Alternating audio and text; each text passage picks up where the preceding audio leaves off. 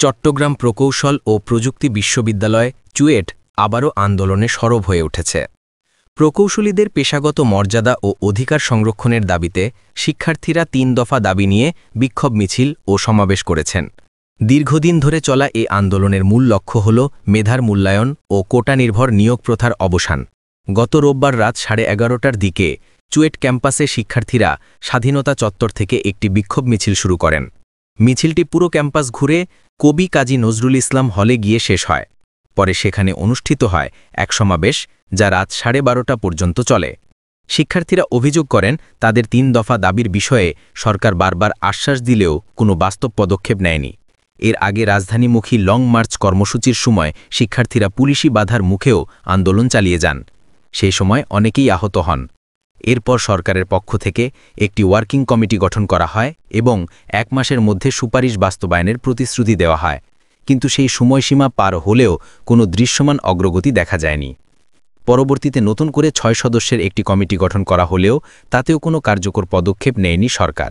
শিক্ষার্থীদের অভিযোগ, জাতীয় নির্বাচন সামনে রেখে সরকার ইচ্ছাকৃতভাবে সময়ক্ষেপণ করছে।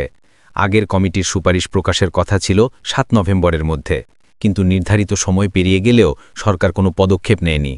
ফলে হতাশ ও ক্ষুব্ধ শিক্ষার্থীরা আবারও রাস্তায় নেমেছেন। সমাবেশে চুয়েটের যন্ত্রকৌশল বিভাগের ৪র্থ বর্ষের শিক্ষার্থী মাহি আল ওয়াহিদ বলেন, আমরা দীর্ঘ কয়েক মাস ধরে মেধাবী প্রকৌশলীদের ন্যায্য অধিকার আদায়ের জন্য আন্দোলন করছি। আমাদের এই আন্দোলন কোটা কোথার বিরুদ্ধে এবং মেধার মূল্যায়নের দাবিতে। সরকারের পক্ষ থেকে ওয়ার্কিং কমিটি গঠন করা হলেও এখন পর্যন্ত কোনো দৃশ্যমান অগ্রগতি হয়নি। আমাদের দাবি না মানা হলে বিশ্ববিদ্যালয়ের ভর্তি কার্যক্রম বন্ধ সহ আরও কঠোর কর্মসূচি ঘোষণা দেওয়া হবে।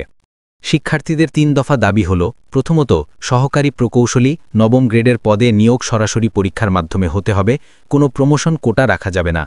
দ্বিতীয়ত, উপসহকারী প্রকৌশলী ১০ম গ্রেডের পদে শতভাগ ডিপ্লোমা কোটা বাতিল করে বিএসসি ডিগ্রিধারীদের জন্য উন্মুক্ত করতে হবে। তৃতীয়ত, বিএসসি ডিগ্রি ছাড়া কেউ ইঞ্জিনিয়ার উপাধি ব্যবহার করতে পারবে না।